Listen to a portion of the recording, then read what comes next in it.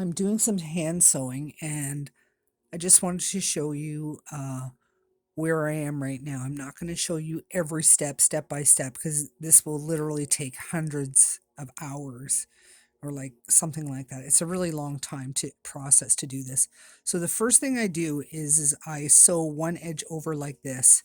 So I've done it over there on this side, and this is the side of the skirt, but I've only done it to this point, and I'm going to do the same thing on this side to this point. This is the bottom, so I made it very small, and I did the same thing. I did it like this, and then I folded it over so that I would have a nice clean edge like that. I also did the same thing for the top. This is where the elastic's going to go. That's why I have the elastic here. I had to keep hold of it. I didn't use any pins for any of this. I just, eyeballed it, just like fold it over and go, yeah, that looks right. And then just keep pushing it like that all the way down like that. So I did the same thing with the rim here, is I folded it over and then I folded it again to make it a nice clean edge. And the reason why I'm doing that is because it's such beautiful fabric on both sides that I'm going to make a double-sided skirt, and I'm going to make a ribbon skirt. And which is the reason that I stopped here up the side, is because first I need to put on the ribbons, and then I need to fold it over and sew that once the ribbons are on both sides. So that's why I need to do that.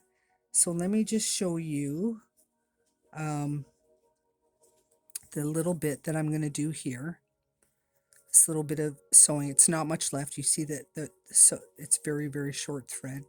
So I just pull it through, and then I try to keep it right along this edge, because I'm going to be doing this double-sided, and this is going to show. So it's going to look like jeans. I'm going to have one there and one row on this side when I'm done. So that, yeah.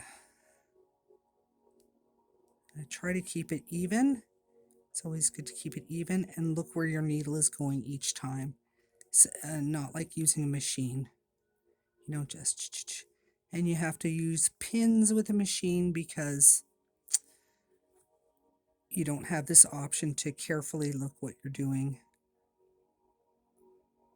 stitch by stitch.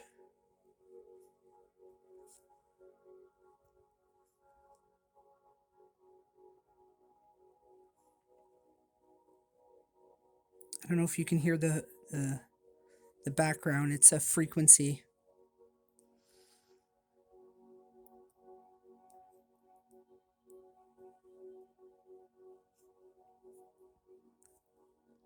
I like to keep things calm. It's like 6 o'clock in the morning. Just waiting for my tea to get warm.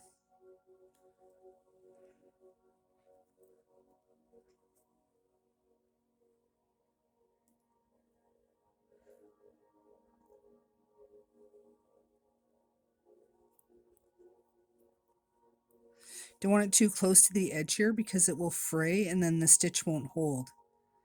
So you want it near the edge, but not too close. And always look what you're doing. Make sure it's in the right spot. See, I don't like how that looks. I think that the needle should be over just a smidge. But I want to make sure it's still in the fabric on this side before I actually pull it through. So if I move the needle, I have to make sure. So I like to do this, kind of like use the needle as a measure. So if the needle is straight along the line, then the line will be straight. But what I see, I think that's too close to the edge. So what I would do is I would just pull it out a little bit, and then pull the fabric over, like,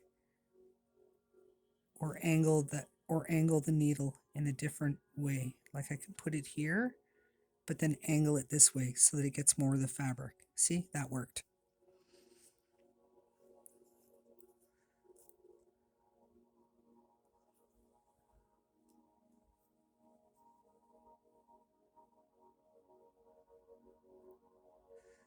And when I have a longer thread, there's sometimes it gets caught and it gets tangled, and I'll show you the troubleshooting that I do to deal with that. There's several techniques. See, I don't like where that one really went. It's a little too close and too down low. So, you know, sometimes you can make one little error like that. I'm not wearing my glasses, so I can't really, you know, see. Oh, here they are on my head. There we go.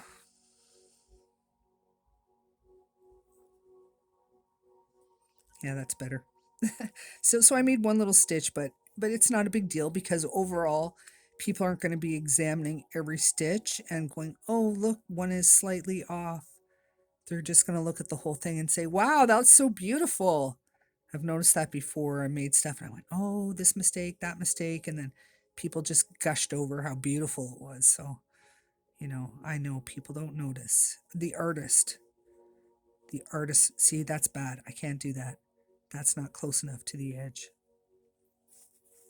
Sometimes I think that maybe the fabric needs to be pulled over so I can just roll it over a bit more, but I can see that it's right. That's right where it needs to be, each for the whole way. So just, but yeah, that's not bad, actually. And I am going to do the other row of stitches, so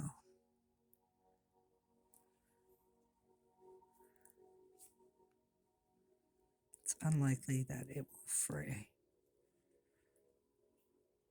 And because I'm doing a double-sided skirt, I have to do it like this, or I will have an ugly edge, and I can't have that. Now, the other way that I could do it, and I did think about it, is to take like both of the edges like this, and fold it over like that, and just fold it over like that, and then just do it all at once. But I'm not going to do it like that. I'm going to do it a different way. That's a very common way to do it, but I don't want to do that.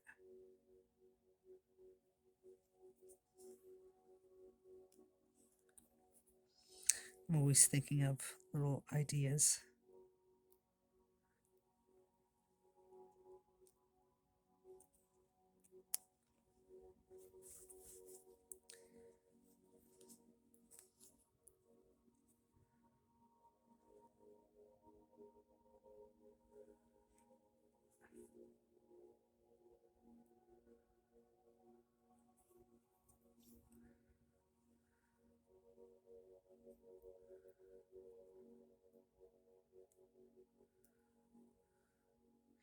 Now what I will do is I will sew this until I can no longer reach it. So I have about that far to go, which is surprisingly about an inch or half an inch to go. Sometimes I get a rhythm going on. When I just start, I'm often really like methodical, slow.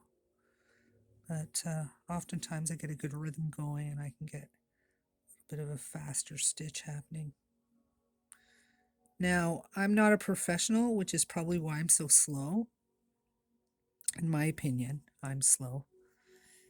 But I'm sure there are people who are much faster. But when the thread gets tangled, that's when your time gets taken up.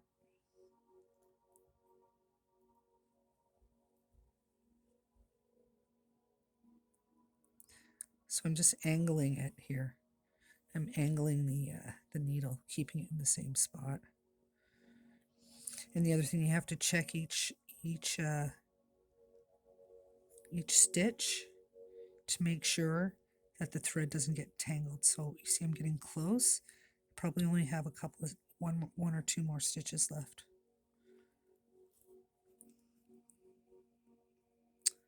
Oh, I screwed that one up.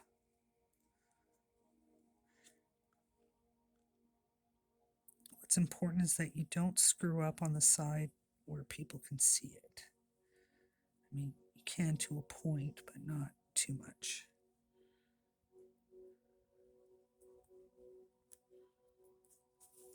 See? I have to fold the fabric down again. See, I got a dip in the fabric.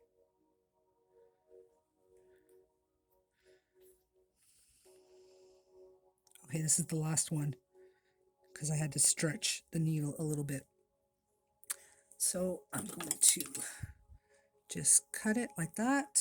Stick this into your thread. or you will lose your needle. So it goes right into the thread like that. Do not do that.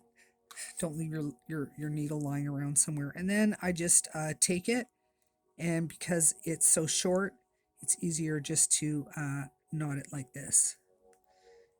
And there we go. There we go. And it's knotted. It's done. So what I'm going to do here is that the reason I stopped here is because it'll give me a good measure.